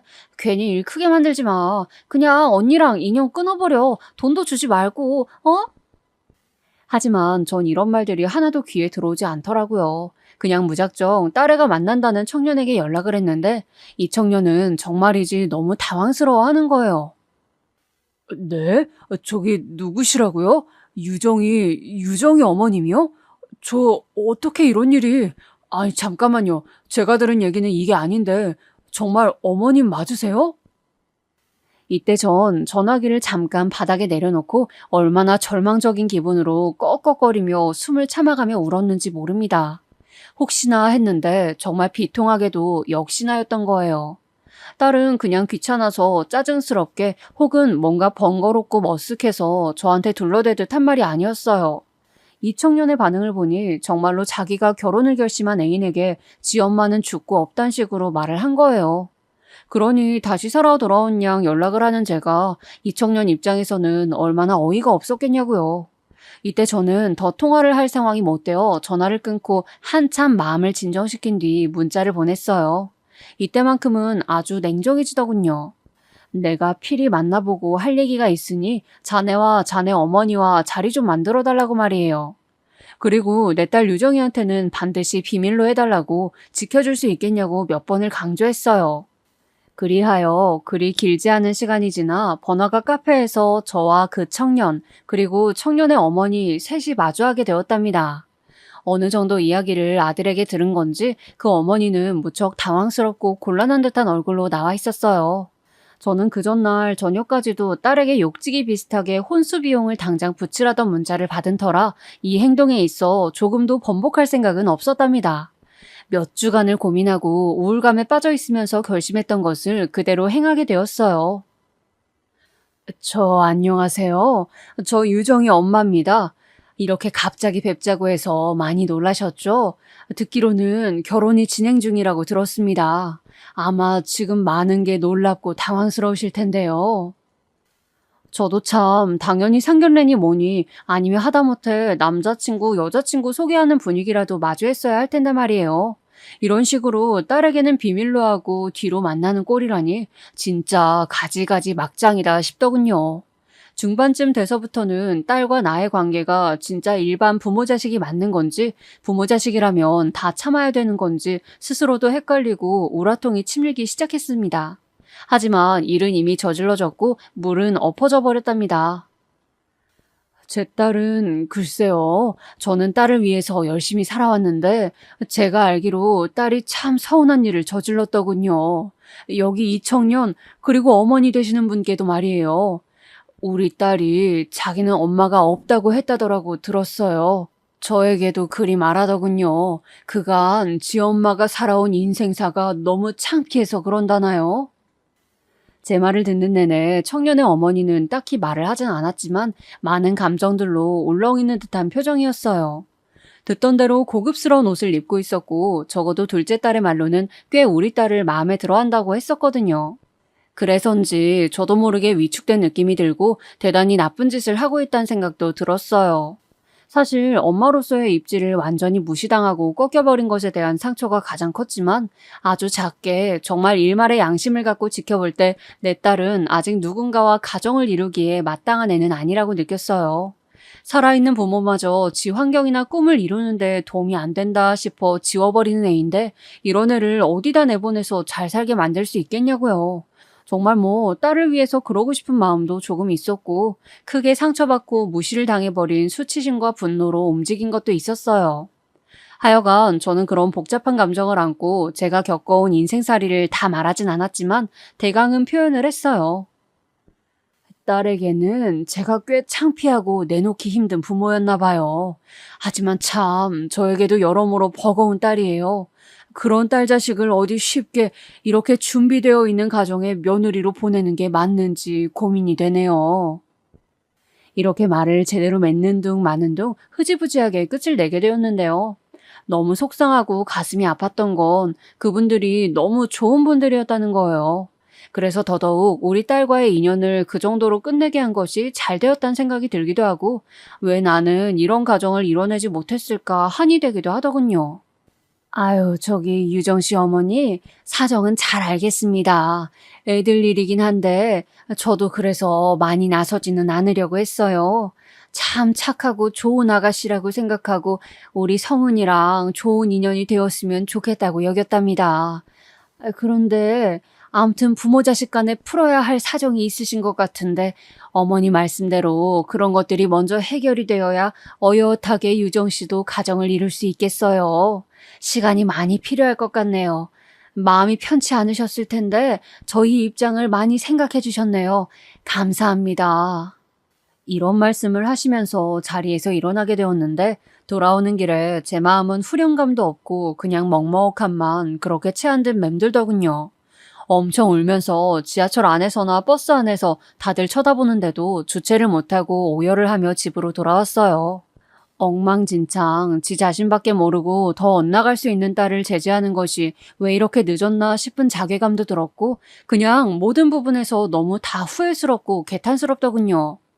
이후로 딸과의 관계는 두 번 말해서 뭐 할 필요가 있나 싶지만, 딸은 정말 너 죽고 나 죽잔 식으로 저에게 달려드는데 마치 한 마리의 짐승 같더군요. 당연히 그 집과의 혼사는 없던 일이 되었고, 거기서도 사정을 다 듣고 난 이후에 이래저래 달래듯 거절을 했나 봐요. 딸로서는 꽤 나름의 야망을 갖고 그 집과의 결혼을 꿈꿔왔던 것 같은데, 여지껏 그렇게 물주로만 여겼던 지엄마한테 이런 꼴을 당하니 참을 수가 없었나 봐요. 그 모습을 보며 더더욱 희미하게 확신이 들 수밖에 없었어요. 그나마 내가 잘한 것은 엄한 집에 결혼시켜 딸 인생을 더 망치진 않았다는 것을 말이에요. 이렇게 여기까지 사연을 써오며 느낀 것은, 어찌 보면 저는 어디서부터 잘못된 건지 알고 있었지만 묘하게 인정하기 싫었던 게 아닌가 싶습니다. 망나니처럼 인성은 엉망이 된 딸을 탓하기 이전에 그 손가락은 저에게 훨씬 많이 향해 있었음을 말이에요. 왜 상처나 여러 가지 부분에서 자기 자신을 돌아보고 그걸 품기가 이렇게나 버겁고 힘든 일인 걸까요? 여전히 저를 가여워하는 둘째 딸과 함께 살기 시작한 지 얼마 안 되었지만, 큰딸과의 상처는 지금 당장이라도 가슴 어딘가를 누르면 저릿할 정도로 크게 아픔을 남긴 것 같아요. 마음으로 입은 상처가 어쩜 이리도 몸에 실제로 남긴 것 마냥 아픈 것일까요? 죽을 때까지 엄마와 다시는 보지 않겠다는 딸의 말로 남겨진 이 상처 자국은 시간과 함께 알아서 느슨해지길 기다리는 수밖에 없을 것 같습니다.